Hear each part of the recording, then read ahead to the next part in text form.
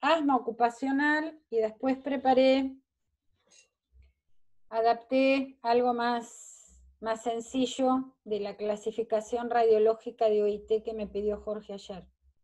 Lo que COE me pide, yo hago.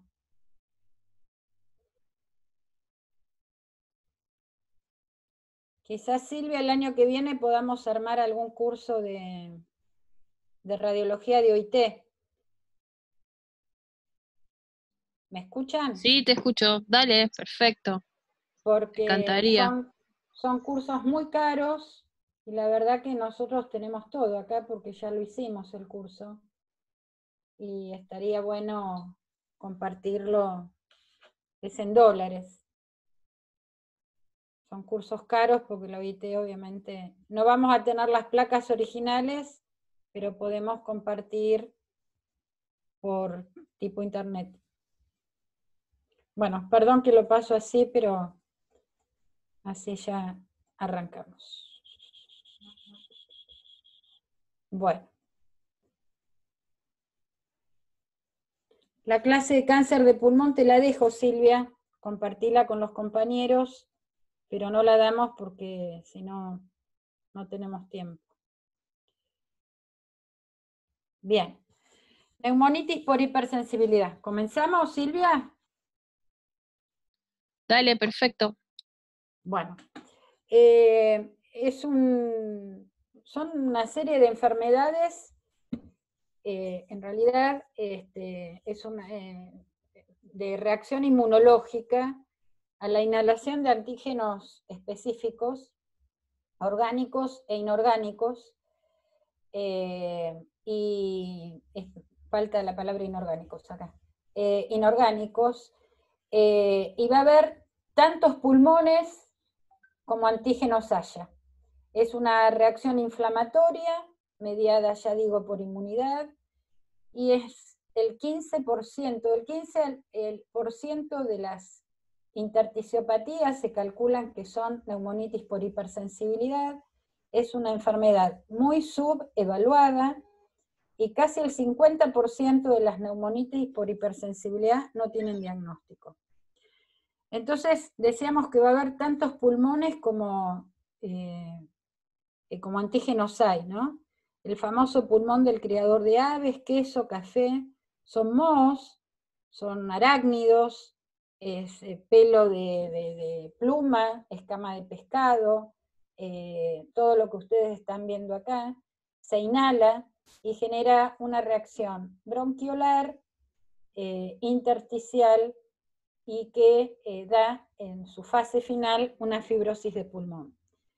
Acá vemos todos el trabajador de la madera, del tabaco, la famosa alveolitis alérgica extrínseca asociada a edificios, que son los famosos edificios enfermos, la suberosis, que es la del corcho, la bagasosis, que es la de caña de azúcar, trabajador de tumbas, esto lo hemos visto, y como vimos ayer, la linfocitosis es lo más característico en el lavado broncoalveolar. Recuerden que arriba de 30, 40, 50, yo he visto linfocitosis de 70% en el lavado broncoalveolar, en el recuento celular, es prácticamente patognomónico de neumonitis por hipersensibilidad.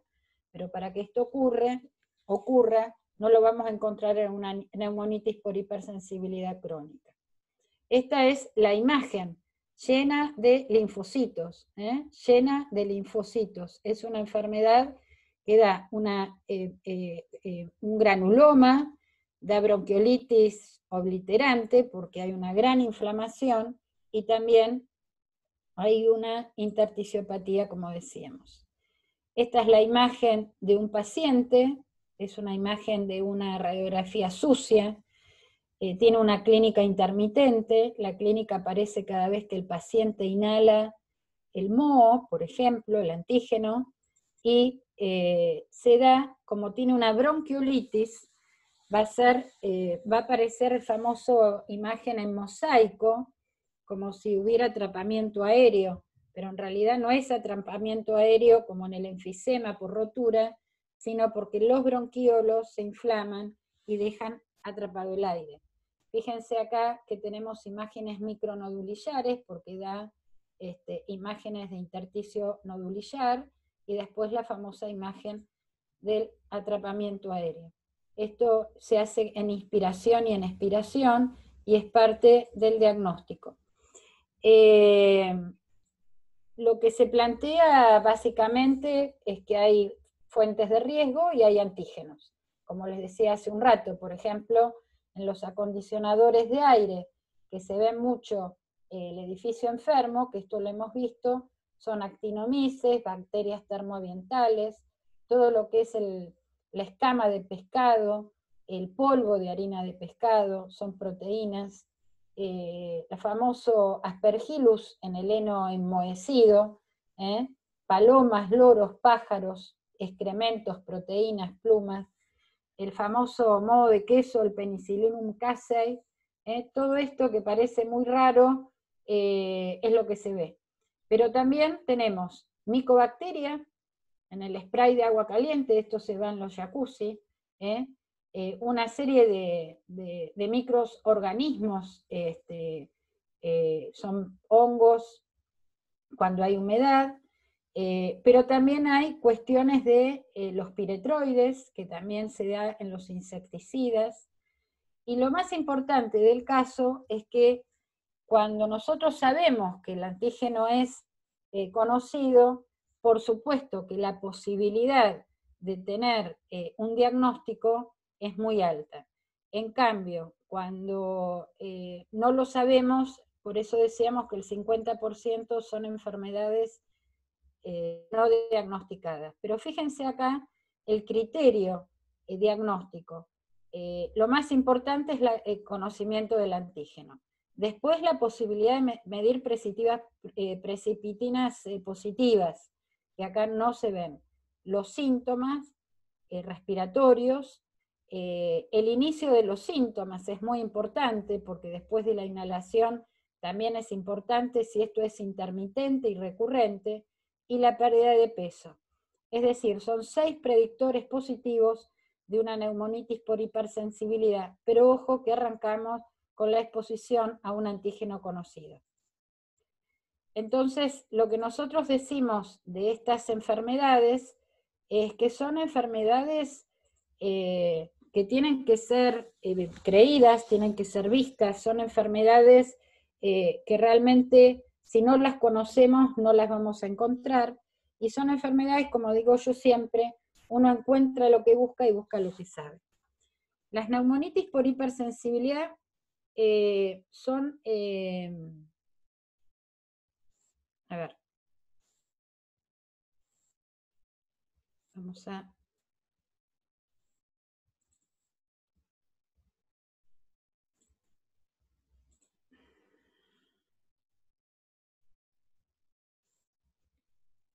¿La ven acá? ¿Se ve? No, no lo vemos bien.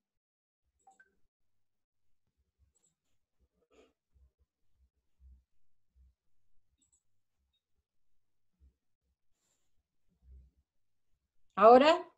No, seguimos viendo el WhatsApp web. Opa.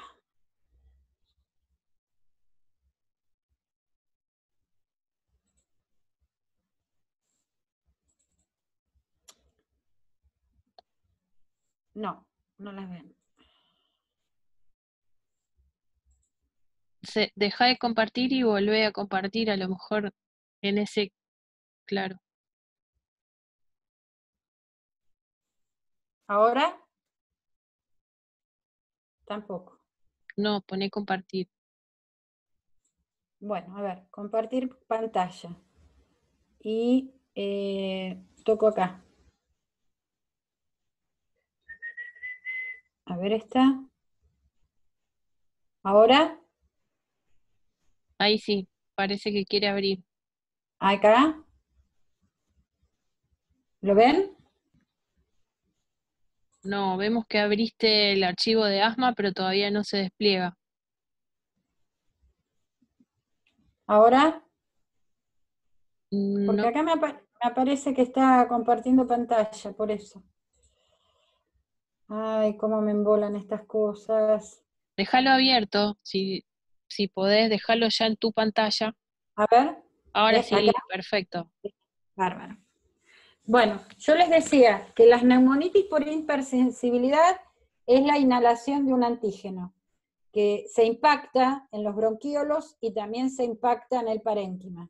Entonces va a generar una bloqueolitis obliterante, por eso es la imagen de atrapamiento aéreo, y también se va a dar la interticiopatía, que da la imagen esta del mosaico. Estos antígenos que ingresan por inhalación también pueden generar solamente una reacción bronquial, dando el asma ocupacional. Esta es la gran diferencia. Muchas veces son los mismos antígenos, pero en individuos susceptibles hacen que tengan diferentes reacciones inmunológicas. No te puedo creer. Que no baja. Ahí está. Ahí está. Bueno, decimos que la patología, el asma ocupacional entonces es una patología causada o agravada por riesgos existentes en en el ambiente de trabajo. Y decimos agravada porque en la ley, el asma, el paciente que es asmático, si hace una crisis de asma en el lugar de trabajo, es considerado preexistencia. Esto es un invento del sistema de riesgos del trabajo. Nosotros consideramos al asmático como un evento centinela. Al contrario, el asmático, como tiene gran susceptibilidad, nos puede hasta indicar dónde hay un problema en un puesto de trabajo, por ejemplo, si hay un escape de sustancia química, lo huele, esto me ha pasado a mí, y el paciente genera un broncoespasmo y sabemos que ahí hay un problema en el puesto de trabajo. Por lo tanto, para nosotros no existe la preexistencia. Lo que existen son buenas o malas condiciones de trabajo. Es una enfermedad que se estima que el 15% de los asmas están relacionados con los factores laborales y medioambientales. Es una enfermedad subevaluada, ¿no es cierto?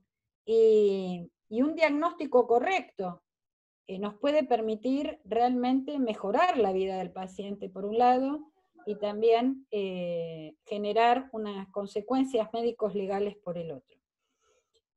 Hay un trabajo que se hizo en Valdebrón, donde se observó en Cataluña ciertas enfermedades ocupacionales, y el asma, de total de los reportes, el asma sigue siendo la enfermedad respiratoria más prevalente. ¿Y cuáles son los agentes que han reportado? Los isocianatos, que tiene que ver con todo lo que es la industria del plástico, el poliuretano, isocianato, persulfatos, que son las tinturas, los productos de limpieza, el polvo de madera, todo lo que tenga que ver con el rayado de piso, el látex, las resinas, los productos animales, pero bueno, básicamente estos son los más importantes, y recordar que hay muchos productos químicos, así como en la neumonitis por hipersensibilidad, la mayor cantidad de antígenos son orgánicos, en las enfermedades, en el asma ocupacional son inorgánicos. Fíjense en este trabajo que les estaba contando que hicieron en Cataluña, son los trabajadores metalúrgicos los que más habían estado afectados, también tiene que ver todo lo que es la goma y el plástico, los trabajadores de limpieza, estos son los horneros, estos son los que trabajan la madera, los peluqueros allá usan mucha tintura, son muy coquetas las catalanas, y los trabajadores de gráfica y los trabajadores de sanidad también se veían. Entonces, ¿cuál es la diferencia entre asma bronquial o asma ocupacional? Porque muchas veces el trabajador no sabemos si realmente el paciente es un asmático, donde hay una carga específica, heredofamiliar, inmunológica familiar, o bien es un asma por irritación adquirido en su lugar de trabajo. ¿Cómo llegamos a un diagnóstico? Para dirimir si es asma ocupacional o es asma bronquial. Obviamente el diagnóstico de asma está por el examen físico, la radiografía de tórax, las pruebas funcionales, y hay dos pruebas que son muy importantes, las pruebas de provocación de hiperreactividad bronquial y las pruebas de inflamación, que se usan un poco menos. Nosotros tenemos un asma que puede generar por irritación, y es un asma que puede estar exacerbada por el trabajo. Pero a su vez puede haber irritantes, ¿no? Sustancias irritantes, con concentraciones tóxicas altas, que no se necesita un periodo de latencia, y da un asma ocupacional irritante no inmunológico. Esto, por ejemplo, puede ser un escape de acetona. Pero a la vez existen otros inductores no irritantes, que son alergenos sensibilizantes, que tienen un periodo de latencia, y que es el famoso asma ocupacional inmunológica. Esto generalmente es considerado a concentraciones tóxicas un accidente de trabajo, ¿sí? Que puede no tener secuelas, y esto es lo que generalmente se dice que es el asma ocupacional para la ley de riesgos del trabajo. Por lo tanto, hay dos mecanismos patogénicos. Hay un asma ocupacional inmunológico, donde tiene un periodo de latencia, donde hay proteínas de alto peso molecular, donde son transportadas por antígenos proteicos, y después hay un asma inmunológico que generalmente pueden ser compuestos químicos como el isocianato, que son proteínas de bajo peso molecular. Pero hay otro tipo de asma, que son los irritativos, y que nos dan un asma ocupacional a bajas dosis. Esto siempre está muy discutido, se considera que el paciente era un asmático oculto. Y después tenés el famoso RAT, que es un síndrome de disfunción de la vía aérea. Este síndrome de disfunción de la vía aérea es la inhalación de sustancias químicas en los lugares de trabajo que dan sintomatología por un par de meses, y después hay una recuperación ad integrum. Y después tenemos los famosos síndromes asmatiformes. Quiere decir que hay un broncoespasmo intermitente y es muy difícil de medir por la espirometría. Respecto a los inmunológicos, tenemos dos pruebas: las pruebas cutáneas y el dosaje de IgE específica. Nosotros no le damos valor a las pruebas cutáneas. No sé si hay algún alergista acá en el grupo, que me sepan disculpar, pero los neumonólogos consideramos que una prueba cutánea no puede ser una prueba diagnóstica de un asma ocupacional, porque muchas veces las reacciones son locales, o muchas veces por el simple hecho de la agresión de la aguja o de la sustancia que se inocula, genera una prueba positiva y no nos da indicio de que sea una cuestión alérgica. Sí, el dosaje de IgE específica. Lamentablemente nosotros no tenemos esto en nuestro país.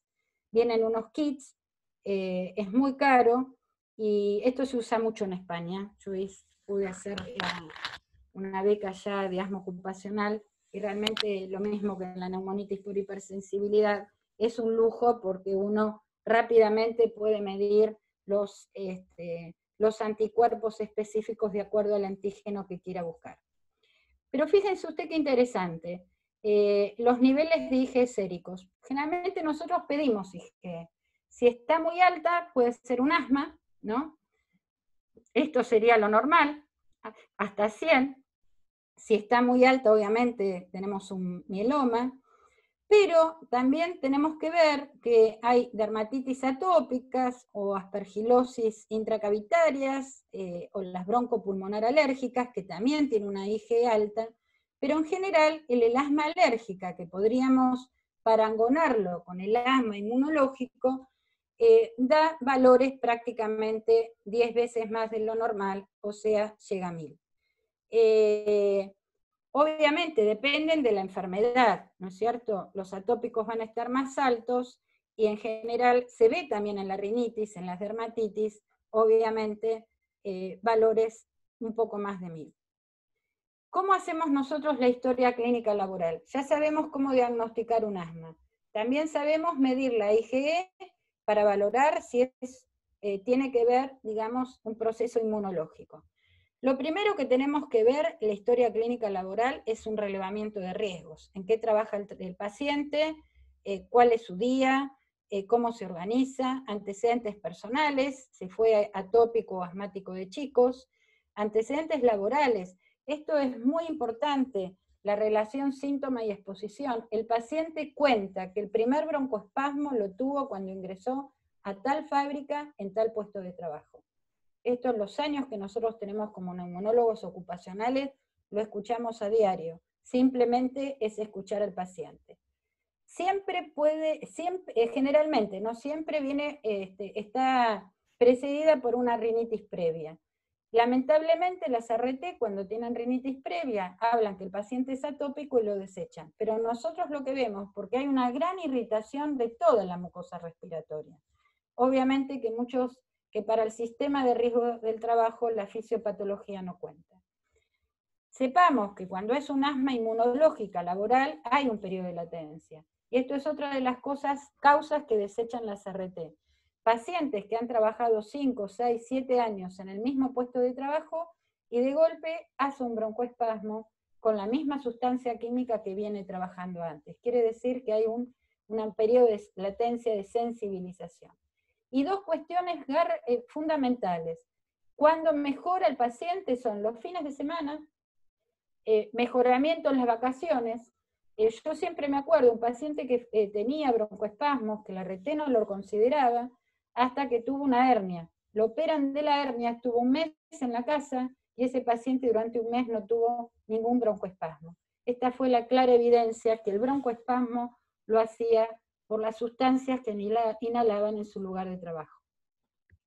Y hay pruebas de provocación, que son muy interesantes, pero hay que tener mucho cuidado. Las pruebas de provocación es hacer nebulizaciones con metacolina. La metacolina genera un broncoespasmo, por lo tanto hay que darla con mucho cuidado. ¿Cómo se concibe esto? Se va haciendo a diferentes concentraciones y cuando a menor concentración la metacolina da una disminución del flujo expiratorio del FEP1, es decir, que genera una inflamación bronquial, cuanto menos concentración, mayor hiperreactividad bronquial. Esto nosotros lo hacemos en el hospital, determina el problema, pero no el agente causal. Nos habla que ese bronquio está hiperreactivo. Es sensible, pero no es específico. Entonces, ¿qué es lo que hacemos nosotros? Nosotros en general lo que hacemos es, con exposición laboral, le hacemos una espirometría de base, después le hacemos inhalar metacolina en nebulización, y tenemos, digamos, un gráfico. Y después le damos de baja al paciente, y volvemos a repetir. Es importante cómo mejora el paciente, obviamente, la caída de su FEP1 cuando no tiene irritación. Fíjense acá, este es un test de metacolina. Esto sería lo normal, se comienza a instilar metacolina, cuando baja ya decimos que es positiva y después rápidamente, obviamente no vamos a seguir dándole, instilando, digamos, metacolina si vemos que el paciente disminuye su capacidad de FEP1, ¿no es cierto? Esto se va viendo en las diferentes concentraciones, en los diferentes tiempos, y cuando cae por debajo de 20 mililitros, decimos que es un test positivo. Hay pruebas de provocación específica, y es el método de referencia. Cuando yo estuve allá en Vall d'Hebron, que eran especialistas junto con los belgas, tenían toda una cabina. Entonces, ¿qué hacían? Traían polvos, o molían plumas de paloma, o traían polvos de la fábrica, o los hacían inhalar ¿cómo se llama? Isocianatos. Pero ojo, que es nebulización y en cavidades cerradas, y que exige un monitoreo continuo del paciente. Cuando se hacían trabajos de investigación, el paciente dormía en un hotel al lado del hospital, le daban un celular por temor a que hiciera un broncoespasmo dual. Entonces hay que tener mucho cuidado. no es un método de rutina, es muy caro porque hay que ambientar una cabina, no lo hacemos en nuestro país, es muy sensible, es muy específico, pero ya les digo, en un paciente que pueda hacer un broncoespasmo agudo o dual, no en su momento en la inhalación, sino después, el monitoreo exige un monitoreo constante de ese paciente.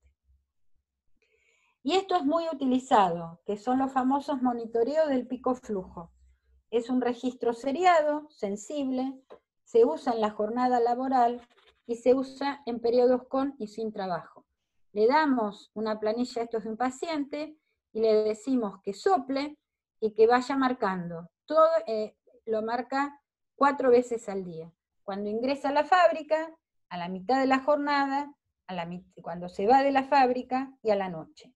Y así nosotros vamos marcando durante la semana la caída, ¿no es cierto?, del el flujo en el primer minuto. Fíjense que ustedes acá, esto es de un paciente de lunes a viernes, cómo va cayendo el pico, digamos, el FEB sub 1, el aire expirado en el primer minuto, y fíjense cómo se nivela sábado y domingo. Y nuevamente vuelven los picos los días de semana.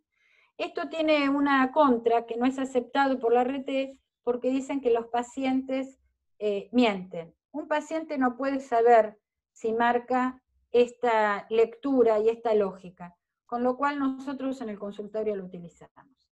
Esto fue muy utilizado en el año 1993, allá yo les nombraba a Moria Chan y a Maló, que son los que más saben de asma en los lugares de trabajo, y desde 1993 escriben sobre asma ocupacional y la importancia del pico flujo. El pico flujo expiratorio va a encontrar un deterioro durante la jornada laboral, va muy progresivo a medida que va pasando las semanas, en varias semanas, puede tener un deterioro ante una sola exposición y ahí marcarnos el agente de riesgo. También puede tener deterioros puntuales durante la jornada. Y esto es muy interesante porque a nosotros nos han pasado que cuando el paciente marca una baja de su flujo expiratorio, le preguntamos al paciente en qué lugar estaba del puesto, en qué sustancia estaba utilizando, y teníamos un diagnóstico. Recién yo les nombraba que además del asma irritativa y del asma inmunológica, está lo que tenemos es el síndrome de disfunción de la vía aérea. Este síndrome de disfunción, que está en inglés RADS, decimos que no tiene síntomas previos, que es muy característico en los accidentes por inhalación, por gas, por humo, a altas concentraciones. Comienza a tener sintomatología a las 24 horas de la exposición y dura por lo menos 3 meses.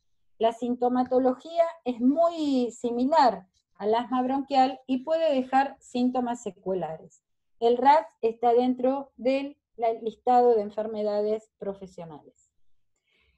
Otra es el asma inflamatorio, que es el asma inducido por irritantes. Esto es sustancias a muy bajas concentraciones. Puede tener inhalaciones esporádicas, algún síntoma de asma bronquial, genera el espasmo como síntomas leves, como si fuera un RAS tardío, y lo que yo le decía antes, que es muy discutida su patogenia, se considera que son asmas leves, ocultos, que en general el paciente relativiza la sintomatología porque se acostumbra a ella. Las pruebas de provocación inespecíficas y el monitoreo de pico flujo sirven mucho para el asma no inmunológico.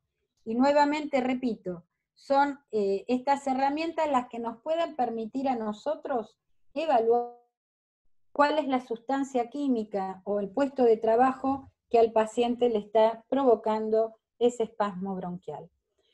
Hay marcadores de la inflamación. Acá el esputo inducido se usa, no el óxido nítrico exhalado, porque era bastante contaminante del medio ambiente. El esputo inducido es una técnica que hay que hacerla con cuidado. Estoy tomando agua. Y lo que importa es la medición de eosinófilos en el esputo una vez que inhala el paciente, o esto se hace también que trabaje el paciente y que después vaya a hacerse el esputo inducido. Es un recuento significativo de eosinófilos y neutrófilos como irritativo, y se ha visto que tiene un parangón entre la cantidad de recuentos de eosinófilos, que es muy parecida al lavado broncoalveolar, con las pruebas de provocación específica. Esto lo estudiaron en Bélgica, Lemier y colaboradores. Esto se hace, lo estaban haciendo en el británico y querían protocolizarlo, pero llegó la pandemia. Se ve que hay un aumento de eosinófilos y se observa que hay una caída, como les había mostrado, con el test de provocación inespecífica, inhalando metacolina. Y se ha visto que en la mayoría de los pacientes, tanto el incremento de eosinófilos como la caída del FEP1 van de la mano. Ambos parámetros pueden predecir una respuesta significativa. Y esto es muy importante, porque si un paciente tiene aumento de eosinófilos y una caída, podemos cambiarlo del lugar de trabajo, evaluar ese puesto de trabajo, y siempre recordemos que las enfermedades tienen un carácter colectivo. Puede haber pacientes con asma, puede haber pacientes simplemente con dificultad respiratoria, y puede haber pacientes con faringitis a repetición, rinitis, conjuntivitis, y también pacientes con tos seca sin causa aparente. Cuando aparecen estos síntomas, sería muy importante que nosotros pudiéramos hacer por lo menos un esputo inducido y un test de metacolina y evaluar si van de la mano.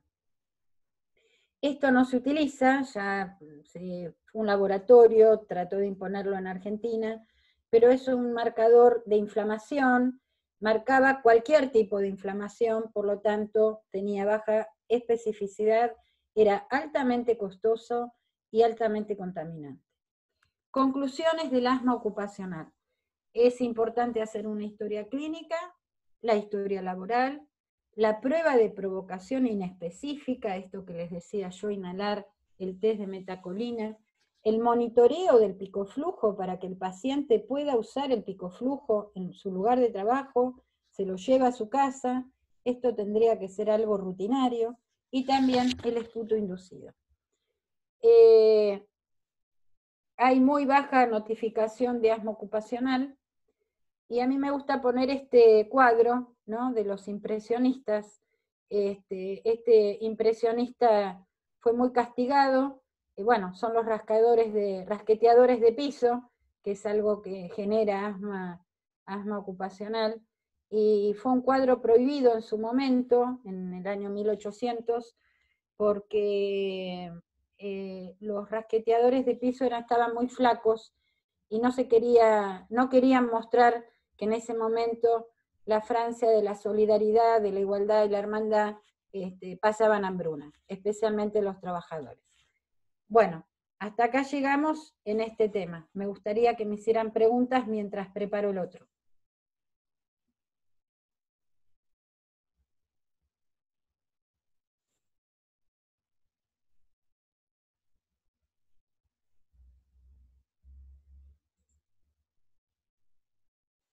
¿Alguna pregunta? No.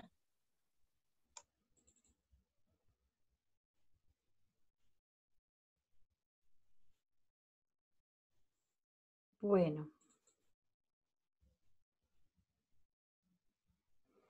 Avísenme cuando la ven, ¿eh?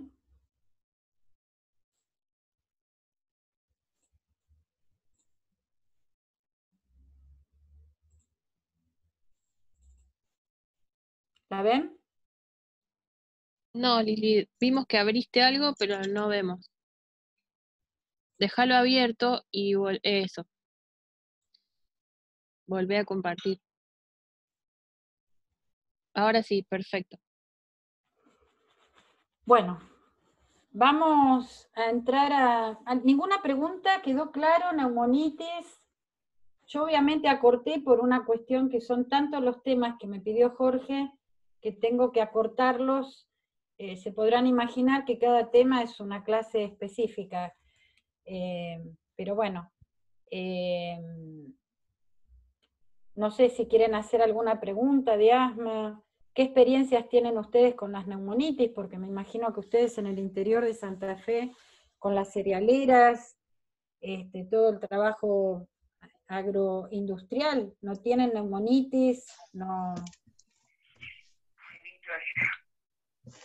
En mi caso yo tengo un grupo de empresas en el cordón y le controlamos IgG inespecífica y específica para los 3 tipos de cereales, y he visto valores re altos. Trabajamos en interconsulta con Iván Crunis, con Chorcepa en Rosario, dependiendo de dónde viva el colaborador, y se hace seguimiento clínico, se hace tratamiento, se hizo mucho tiempo inmunoterapia, con algunos casos que han venido con 5.000 de IgE. Alergias específicas no tenemos, pero riníticos crónicos también. Por ejemplo, yo te contaba ayer que en esta empresa que está en Lagos, ADM, no me acuerdo cómo se llama, la que está frente a Toefer, se me confunde. Ellos tienen esta columna de agua para la carga de cereal que filtra un montón. Entonces uno de los chicos que tenía más rinítico, más sintomático, que hacía consecuentemente amigdalitis, porque obviamente era un respirador bucal y todo eso, se fue a operar a plantas fijas que están allá, que son Cargill, Dreyfus, y se terminó la canción. Y después también, dependiendo la cosecha gruesa o la fina, más sintomático o menos sintomático estaban en su momento. Pero bueno, Iván me lo lleva re bien en la parte de alergia. Y después, sí, se hace, como te decía antes, en este colaborador se lo cambió de unidad de negocio y operó re bien. Perfecto. ¿Y fibrosis has tenido? No, creo que es porque quizás el tiempo exposicional también es menor. Uh-huh. No es una empresa de muchos años, ¿viste? Creo que viene por ahí. Pero trabajadores de muchos años de antigüedad tampoco. No, es una empresa joven. Ah, bueno. Por eso debe tener como mucho 15 años, y que operamos en planta. Aparte, el tiempo exposicional de colaborador también es menor, porque nosotros que hacemos plantas fijas desde hace muy poco. Y el buque, la exposición, el tiempo de fumigación es 20 minutos, ¿viste? Como que no existe. Entonces, por ahí el colaborador en la planta como mucho puede estar 4 horas si se demora el barco, o el abordaje del barco. Ajá. Pero ahora que tenemos plantas fijas, que la persona sí o sí cumple horario, rota, 8 por 8 por 8, ahí me parece que por ahí se vio más. ¿Y tampoco ves asma ocupacional? No, asma ocupacional no tuve. ¿Y los otros colegas tienen alguna experiencia?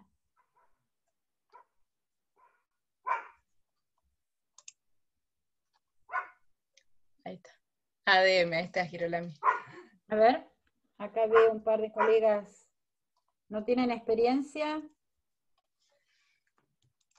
¿No? No, lo que llega a comisión médica también es muy poco. Es un caso por año, te diría. Está subregistrado, creo, subdiagnosticado Totalmente subregistrado. o hiperrechazado, como más te gusta. Sí, totalmente. Bueno, vamos a seguir con el curso, la lectura y clasificación, muy abuelo de pájaro, obviamente. Esta es la famosa clasificación de la OIT, que es, esto es con radiografías, radiografías con unas técnicas especiales, que después la vamos a ver, y que en realidad ustedes saben que la patología respiratoria en el mundo es una de las principales causas de incapacidades como enfermedades profesionales, después específicamente, después obviamente del trauma acústico, Ahora ha aumentado también mucho la prevalencia de las lesiones por movimientos repetitivos y el estrés laboral, pero sigue siendo la patología laboral por inhalación de polvo algo que preocupa. Por lo tanto, la OIT hace muchos años organizó un registro de radiografías de tórax. El propósito de esto es una descripción sistemática y consensuada de radiografías de tórax de pacientes que inhalaron polvo. Hay una serie de anormalidades que son de fácil diagnóstico, otras no, y lo más importante es saber que son radiografías anteroposteriores que pueden diagnosticar cualquier tipo de neumoconiosis, y lo más interesante de esto, que evalúan cómo el paciente puede estar agravándose por la inhalación de polvo. Obviamente que no vamos a esperar a que termine en una fibrosis, pero sí nos puede permitir ver en un paciente con una imagen un año, otra imagen el año siguiente, obviamente nos da una situación de alarma. El objetivo es codificar las anormalidades. Y estas anormalidades no definen entidades anatomopatológicas, simplemente nosotros vemos una imagen. No es un diagnóstico médico-legal, sino que es una herramienta médica-legal. Entonces, es una herramienta epidemiológica porque también nosotros podemos implementar esta clasificación en un grupo de trabajadores y obviamente las imágenes concomitantes de unos y otros pueden dar un diagnóstico colectivo. Como recién les decía, es muy importante para la vigilancia de la salud de los trabajadores, especialmente expuesto a sílice y al amianto. Y esto se ve, nosotros hemos visto mucho, vamos poniendo las placas año tras año y tenemos obviamente nuestras hojas de clasificación y muchas veces le pedimos al paciente que si la RT lo ha rechazado y que su empleador no lo reconoce, en la medida de lo posible deje de trabajar. Bueno, estas son placas normales, de frente y perfil. Es muy importante ver toda la placa, ¿sí? Ver la columna de aire, obviamente, con la carina, con la bifurcación, bronquio derecho y bronquio izquierdo, la imagen cardíaca, ¿no es cierto? Los diafragmas, esto es muy importante para nosotros, y que las escápulas estén por fuera del parénquima. Bueno, ¿qué es lo que vamos a ver? Y bueno, vamos a ver anormalidades parenquimatosas, primero pequeñas, redondas. Recuerdan que ayer hablamos de la silicosis, de los nódulos silicóticos, de la partícula de sílice, del corpúsculo B refringente. Esto es lo que se ve con estas imágenes. La P, opacidades de hasta 1,5 milímetros, Q de 1,5 hasta 3, y la R son las mayores, son las más grandes. Estas opacidades no son tan fáciles de ver, Esto hay que tener un entrenamiento, por eso le decía a Silvia de generar un buen curso el año que viene. Obviamente que si les interesa en Santa Fe, porque por ahí no ven este tipo de pacientes, pero ustedes por los granos, me parece que ven sílice, por la inhalación de sílice, creo que hubo un trabajo en la época cuando fue Carlos Rodríguez ministro de Trabajo, las cerealeras se veían silicosis precisamente por la tierra que estaba impregnada en los cereales. Bueno, esto ustedes lo evaluarán. Esto pareciera que fuera fácil, pero no lo es. Acá tenemos imágenes muy pequeñas, esto podemos decir que son imágenes menores de 1,5 milímetros, serían Q, imágenes Q de 1,5 a 3, por eso hay que tener mucha visión. Hay imágenes mucho más chicas, estas son mucho más chicas, de 1,5, ¿no es cierto? Tenemos imágenes más grandes, esto tiene que ver con más de 3 y 10 milímetros, y Y una vez que nosotros hablamos del tamaño, también tenemos que ver la cantidad de nódulos que hay en un cuadrante. Y acá entramos en la profusión. La profusión es la cantidad, la concentración de imágenes de pequeñas opacidades en ciertas zonas del pulmón. A ver, vamos a tratar de ser lo más didáctico posible. Es difícil darlo online sin placas, pero bueno, vamos a intentarlo. Es la cantidad de opacidades que se van viendo en una zona del pulmón. Podemos ver muy pocas, podemos ver algunas, podemos ver un poco más, podemos ver un poco más y podemos ver un poco más. Entonces, volviendo a esta placa, podemos decir que hay opacidades PQ, ¿no? P menos de 1,5, Q entre 1,5 y 3, y una profusión, ¿qué les parece? ¿Una profusión 2 o 3?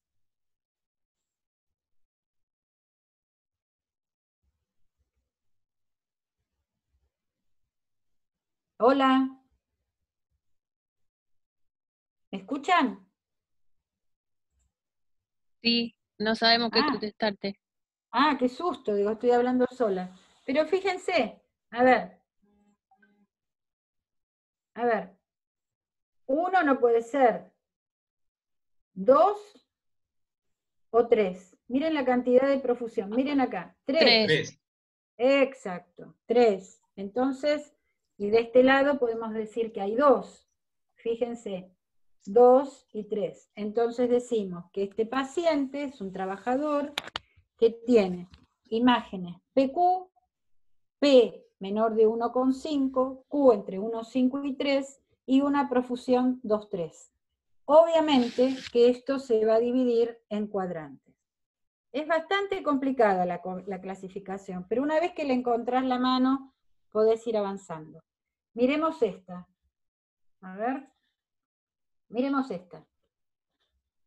¿Hay imágenes, hay opacidades? Sí. ¿Las ven? ¿Sí? Sí. Por favor. Sí. Bien. Bueno, ¿y qué tamaño tienen? ¿Qué les parece?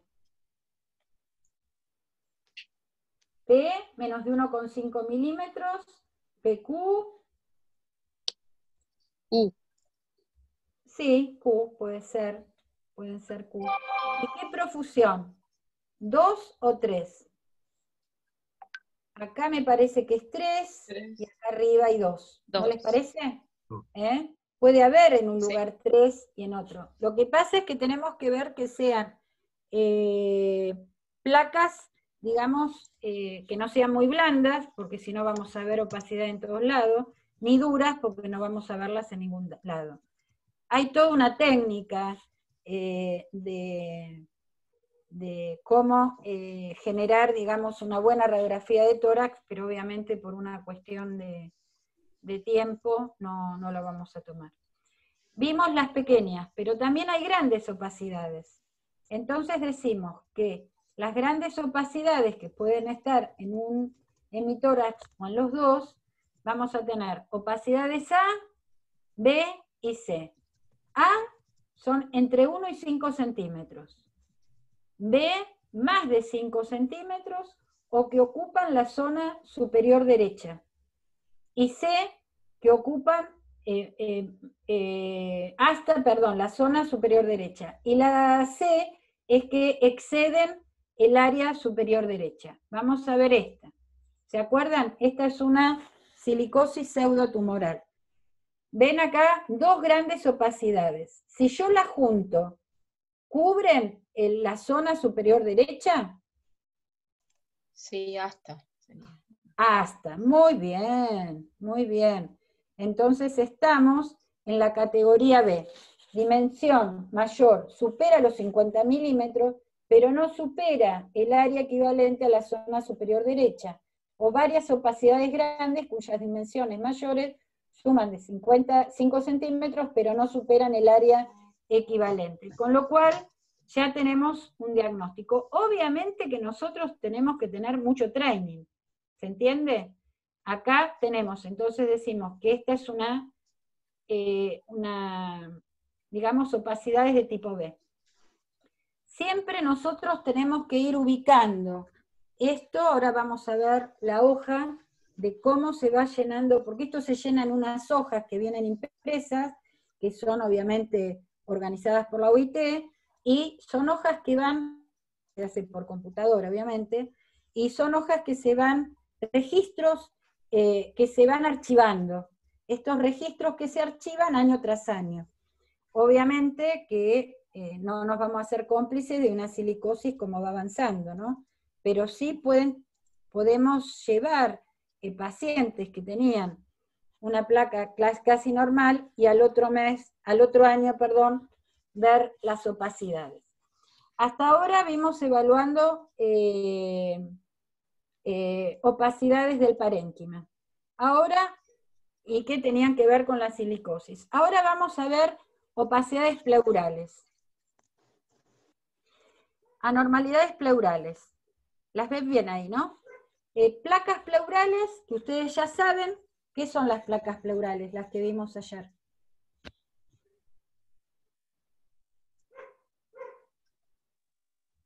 ¿Qué es una placa pleural? Esas imágenes radiológicas como la ruedita, por ejemplo, que se veía. Engrosamientos pleurales. Son engrosamientos pleurales. Es la fibrosis de la pleura. Esos de las rueditas era de rueda dentada. ¿Sí? Son fibrosis muy inespecíficas que están localizadas en la pleura y se puede ubicar en... ¿Se acuerdan que hemos visto pacientes que tenían una pequeña placa pleural? También podemos evaluar que son más gruesas, hay que medirlas, pueden ser diafragmáticas, ¿sí? Puede simplemente ser como una muesca del seno costofrénico, ¿sí? No son fáciles de ver y mucho menos de clasificar. Acá tenemos, esta por ejemplo es una radiografía que tendría que ser desechada, ¿por qué?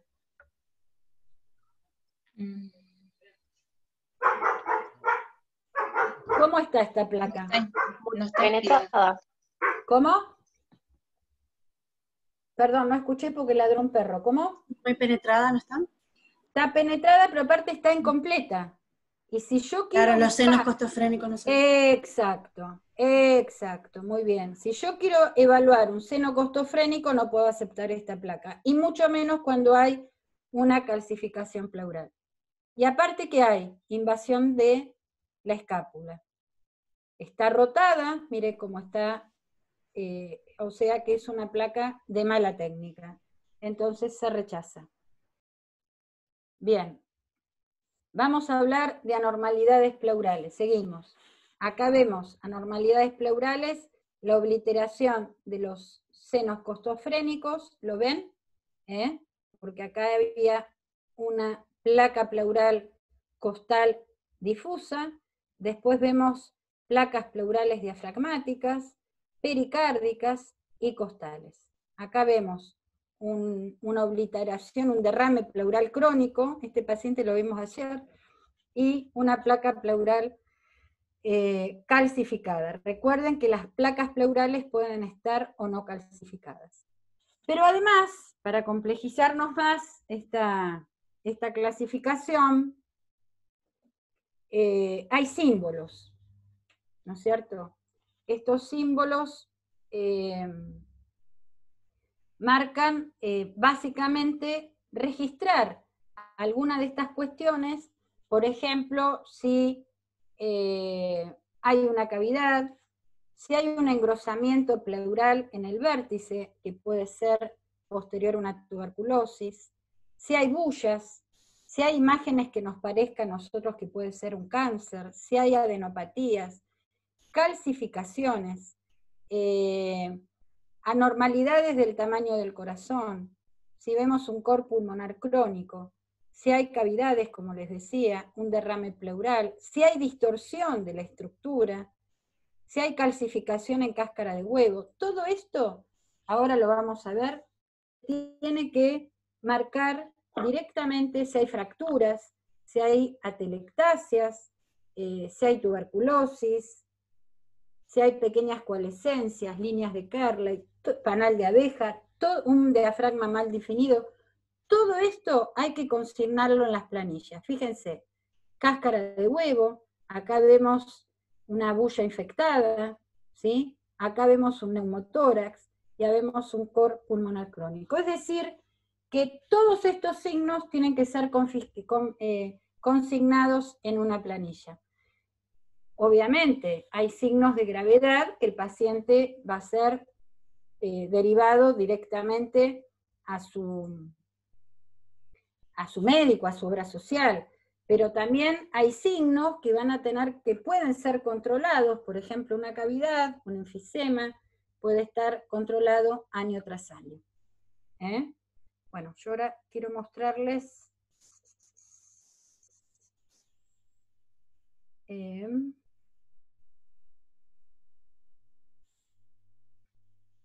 no, esto no.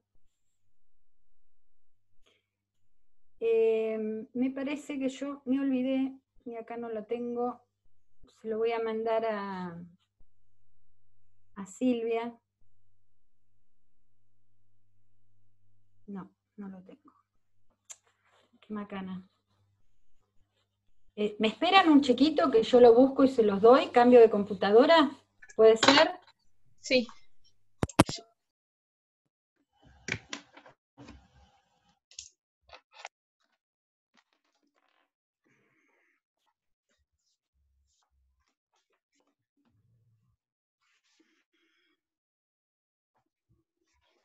Porque si no, se van a quedar...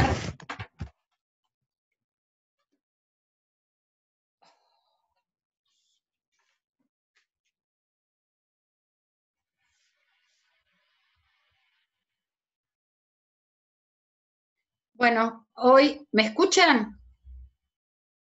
¿Me escuchan bien? Sí, te escuchamos Sí. bien. Sí, Sí, doctora. Hoy hay 13.500 casos nuevos de COVID. Estamos en el horno. Y Santa Fe está mal, ¿eh? ¿Ustedes están con ASPO o están con DISPO? ¿Cómo es la historia? Un aspo que sabe a tamarindo, pero en realidad supuestamente está buen aspo, pero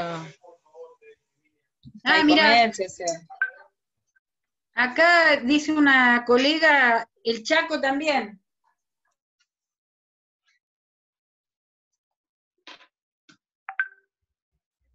Madre mía, qué época.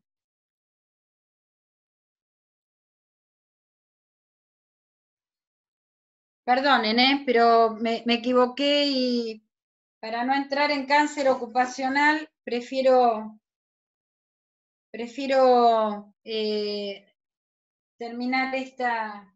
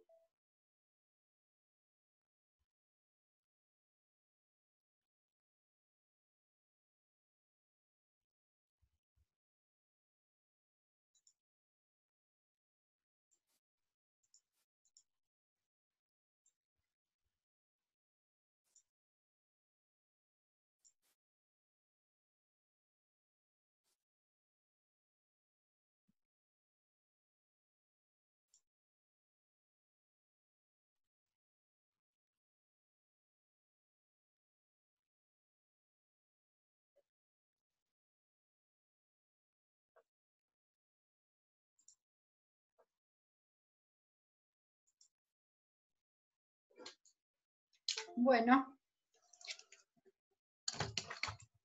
ya estamos.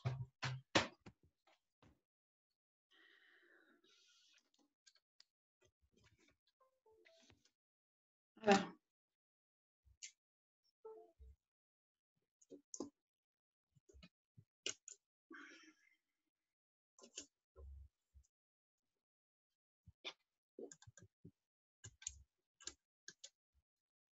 Bueno. A ver. Pongo compartir.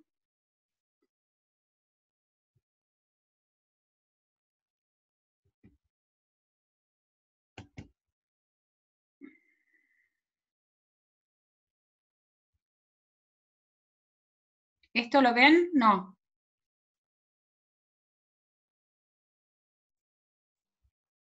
Vemos que estás abriendo un archivo, pero todavía no vemos la presentación.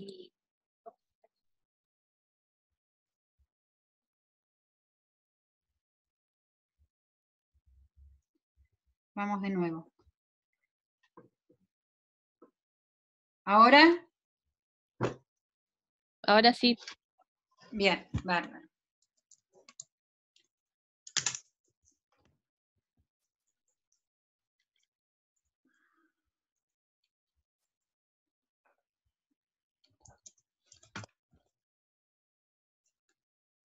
Ahí está. Bueno, fantástico. Bueno, ¿se acuerdan que estábamos viendo las diferentes medidas? ¿Se acuerdan recién que veíamos anormalidades redondas, pequeñas, grandes? Después vimos anormalidades pleurales. ¿Recuerdan? Lo vimos recién. Sí. Bueno. ¿A dónde van todos estos datos? Todos estos datos van a estas hojas. Y estas hojas tienen, se pone la historia clínica del paciente, el número de lector. Las lecturas por la clasificación de OIT siempre la ven 2 o más lectores. En Argentina hay pocos lectores de OIT. Yo fui una de ellas y después tuve que, no di el último examen hace 2 años y uno lo pierde porque obviamente tiene que tener un entrenamiento constante. Podría dar el examen nuevamente, no hay problema, pero en general son muy estrictos. En primer lugar, lo que se marca es la calidad radiográfica, si es buena, aceptable, baja o inaceptable. ¿Recuerdan que vimos una radiografía que dijimos que era inaceptable porque era? Estaba quemada. Con mala técnica, incompleta, Estaba sin penetrado. los costos frénicos. Exacto. Entonces era inaceptable. Entonces nosotros tenemos que poner si había una sobreexposición, que era lo que ustedes dijeron, porque si no estaba bien centrada, si la inspiración era insuficiente, si las escápulas se veían dentro del parénquima, había un artefacto de técnica u otro. Acá nosotros pondríamos que era inaceptable, ¿no? Por sobreexposición, escápulas también, y otros porque no veíamos los senos costodiafragmáticos. ¿Me siguen? ¿Me siguen o no? Sí, sí. Sí, doctora, sí. Bueno. Sí. Después tenemos las pequeñas opacidades. Tenemos que ver si vemos pequeñas opacidades redondas o las irregulares. En las opacidades pequeñas tenemos que poner la extensión, la profusión, si es derecha o izquierda. ¿Se acuerdan que en uno veíamos que era una profusión 3, en otra 2? Bueno, acá pondríamos 2, acá pondríamos 3. Es decir, que cada hoja, si yo leo, me tengo que imaginar la radiografía. Eso es la clasificación de la OIT. Lo mismo ocurre con las grandes opacidades. Lo mismo ocurre con los engrosamientos pleurales. Si esos engrosamientos están del lado derecho, si están del lado izquierdo, si son pequeños, si son muy extensos, si hay calcificaciones pleurales, si esto ocurre en el diafragma, si hay un engrosamiento pleural o el ángulo costofrénico está obliterado. Todo eso lo tengo que volcar en esta hoja.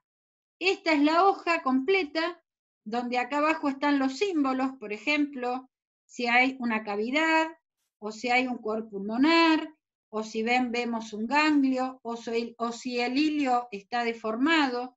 Todo esto se maneja acá. Se podrán imaginar que es un trabajo bárbaro, pero es un trabajo que una vez que uno tenga un training, por ejemplo, si algún colega fuera médico de una minera, o médico de una cerealera también, sería realmente fantástico, porque esto se hace entre 2 y 3 colegas, y realmente es muy placentero trabajar con la clasificación de la OIT. Obviamente, cada cosa que veo es porque el paciente está enfermo, o por lo menos está contaminado. Es decir, que ya partimos del daño. Acá esto no es preventivo, esto simplemente es clasificar imágenes de pacientes expuestos a riesgos conocidos. Bien, entonces, significado: si la calidad es buena, aceptable, mala, pero útil o inaceptable.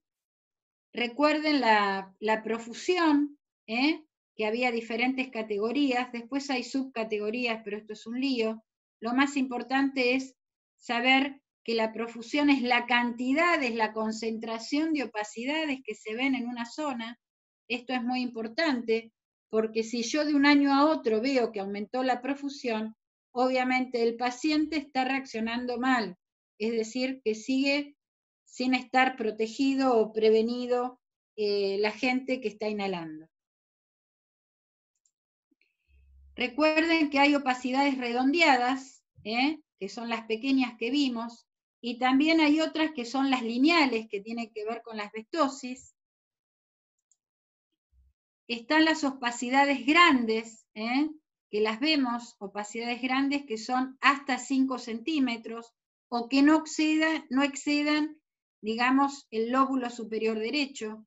Después las que vimos, la opacidad B, que exceden los 5 centímetros y el lóbulo superior derecho, y la C, que realmente es lo que habíamos visto en un paciente, que ahora lo vamos a volver a ver, que realmente prácticamente es una gran opacidad el pulmón. Veíamos los símbolos, los engrosamientos, las cavidades, las distorsiones, las tuberculosis, si hay atelectasia, las líneas de Carlyle que se ven cuando hay congestión. Esto se ve mucho en el amianto. Y ahora vamos a ver el caso 1. Vamos a ver cuánto nos quedó. ¿Me ayudan? Sí. ¿Qué ven?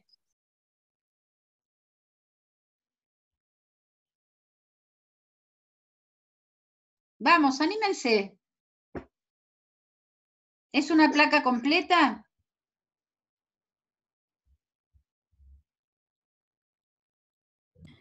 El seno costofrénico izquierdo está incompleto. Perfecto. Entonces podríamos desecharla. Desecharla, ¿sí? Sí. Perfecto. Pero suponete que estuviera completo. ¿Qué es lo que vemos? ¿Es una placa normal o vemos líneas?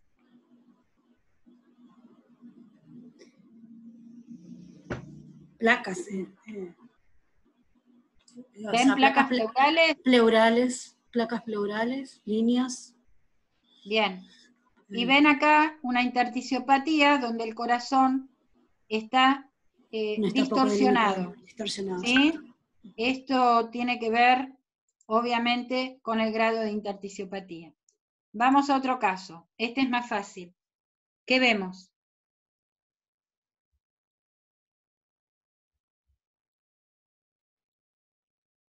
¿Es una placa normal?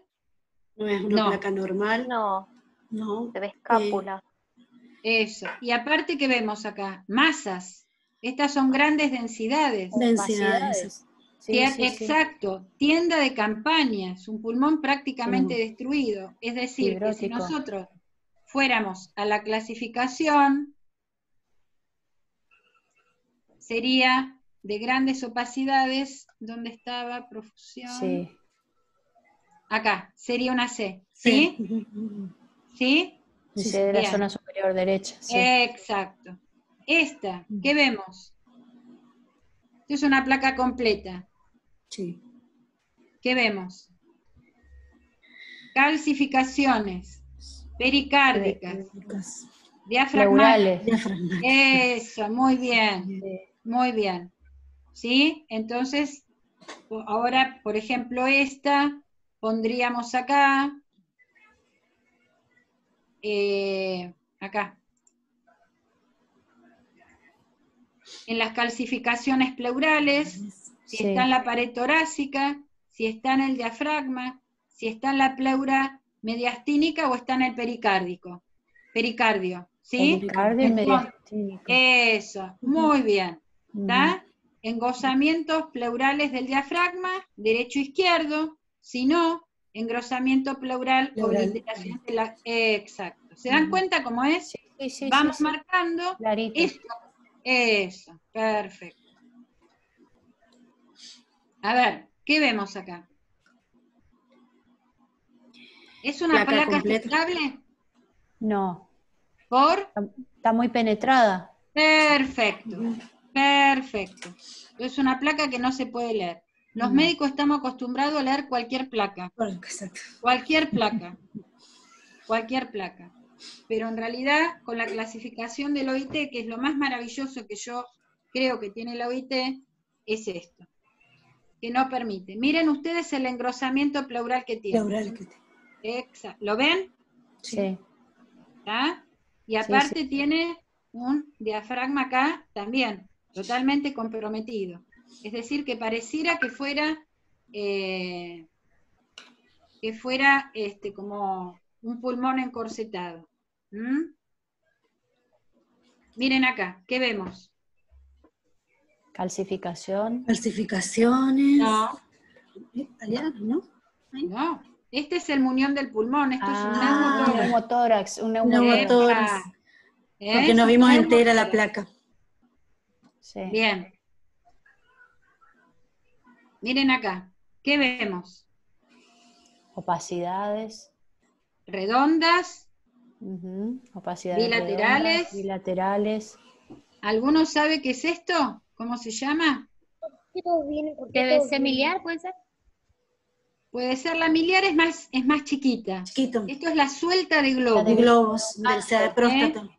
Cáncer de próstata, de tiroides, los de adenocarcinoma. Sí, Bien. sí. Muy bien. ¿Qué vemos acá? ¿Calcificaciones? No, Se ven ¿No? líneas. Líneas. Sí. no, esto es el ilio. Acá vemos ¿De este una lado? cavidad. Una Acá opacidad vemos- en el vértice. Exacto, con una cavidad. Muy bien. Pero no vemos nada más. Bien. ¿Acá qué vemos? Derrame pleural. Muy bien. Se ve una Muy opacidad bien. en la base, sí. ¿Qué vemos acá? Ensanchamiento del mediastino. Un Perfecto. derrame pleural también. Esto es un mesotelioma. Miren las imágenes que invaden. Un gran derrame pleural, ¿sí? Como decía la compañera, pero también imágenes. ¿Qué ven acá? Uy, perdón. Opacidad. Muy bien. Con calcificaciones. Con calcificaciones. Eso. Pero esto no es por calcificación por pleura. Esta es una calcificación por silicosis. Es una silicoantracosis. Sí. ¿Y esta? ¿Qué vemos? Miren la microdonulia que hay. Sí. ¿La ven? Sí. Chiquitita, chiquitita. Puede ser una miliar, como dijo la colega. Miliar.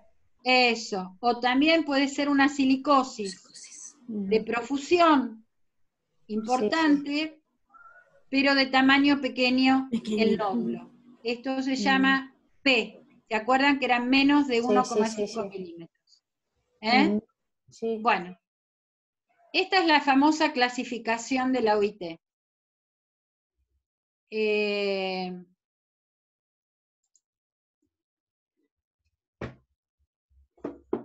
No sé si están cansados, no están cansados.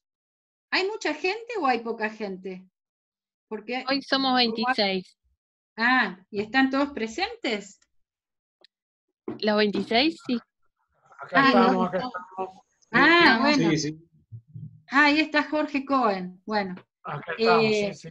¿Cómo te va? Bueno. Volvimos. Sí, volvimos, Jorge, volvimos. Con diferencias, pero volvimos. Bueno, escúchame. ¿Qué te iba a decir? En realidad, bueno, la clasificación de la OIT, yo le encuentro ventajas y desventajas. Las desventajas es que cuando uno se pone a clasificar estas cuestiones, los pacientes están inmersos en riesgo. La ventaja es que yo conozco el riesgo. Yo sé que inhalan polvo de madera, sé que inhalan polvo de sílice, con lo cual voy a clasificar las radiografías todos los años.